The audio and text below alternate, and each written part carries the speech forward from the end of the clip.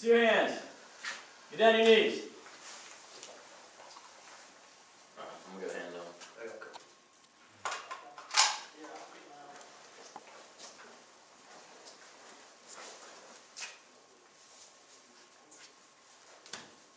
Here on behalf of the Alabama Department of Homeland Security, which is providing this training for all the law enforcement agencies in the state.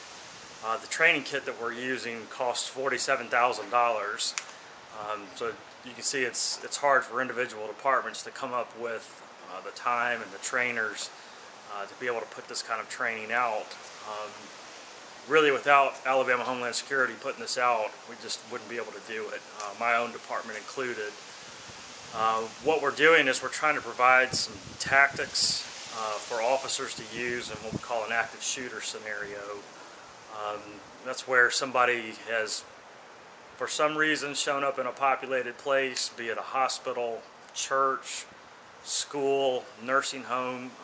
All of these areas across the United States have been subjected to these kind of attacks. Kind of on the style of Columbine High School back in 1999. Or Virginia Tech. And what we're doing is looking to get every police officer in the state on the same page so that we can work together and work as a cohesive unit to try to combat this type of crime. We're looking to stop the killing, basically, to get on scene as quickly as possible. And we're giving SWAT tactics for everyday patrol officers to use. They're generally not taught to us in our basic police academy. That's considered more of an advanced school that only specialized units throughout the state use. But we're finding that to carry the fight to the enemy, it's really necessary for all police officers to get that kind of training. So that's kind of what we're working on today, and why we're training in an old school building. We consider it a home field advantage to be able to become familiar with our school buildings, how they're laid out, to be able to counter assault. Or to take them back over if our suspect's barricaded inside or has children as a hostage, or they're actively killing them. And so we've got just about all the agencies here in Henry County are represented, and you know, in a community this size, all of the agencies are kind of like family anyway. They all know each other and they have to work together on a day-to-day basis.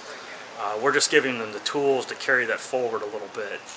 How many officers have y'all trained so far in doing this? You know, there are 17,000 sworn law enforcement officers roughly in the state of Alabama, and we've trained about 2,000. So we've got a long way to go. Right. This particular program, Alert, has actually been adopted by 17 different states.